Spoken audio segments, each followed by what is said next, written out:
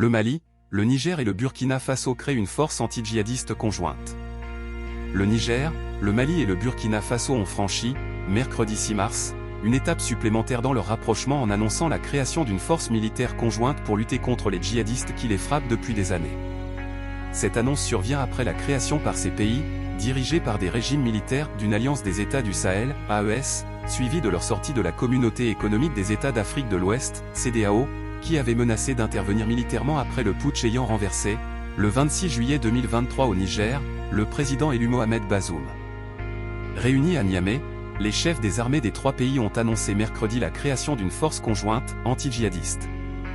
Cette force conjointe des pays de l'AES sera opérationnelle dans les plus brefs délais pour prendre en compte les défis sécuritaires dans notre espace, explique le général Moussa Salahou Barmou, chef d'état-major nigérien des armées, dans un communiqué publié à l'issue de la réunion.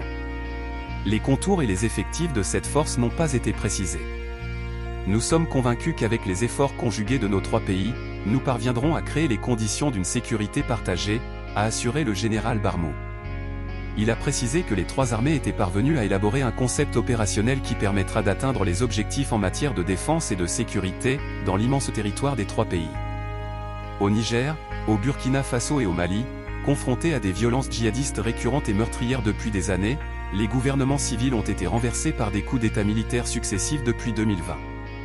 Ces trois pays, anciennes colonies françaises, ont tourné le dos à la France et se sont rapprochés économiquement et militairement de nouveaux partenaires, dont la Russie, avant de se regrouper au sein de l'AES, avec pour objectif final de créer une fédération. À la fin de janvier, ils ont également annoncé qu'ils quittaient la CEDEAO. Leurs dirigeants, le général Abdourahmane Tiani, Niger, le colonel Assimi Goïta, Mali, et le capitaine Ibrahim Traoré, Burkina, ont accusé à plusieurs reprises la CEDEAO d'être inféodée à la France. Ils lui ont également reproché de ne pas les avoir soutenus dans la lutte qu'ils mènent contre les groupes djihadistes affiliés à Al-Qaïda et à l'État islamique, qui les frappent régulièrement, provoquant des centaines de milliers de morts et des millions de déplacés. Rappelons que, après avoir menacé d'intervenir militairement au Niger, la CEDEAO a récemment tendu la main aux trois régimes militaires, appelant au début de février à la réconciliation.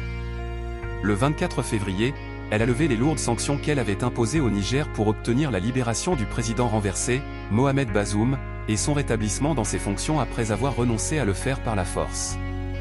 Les trois régimes ont fait savoir que leur décision de retrait de la CEDEAO est irréversible.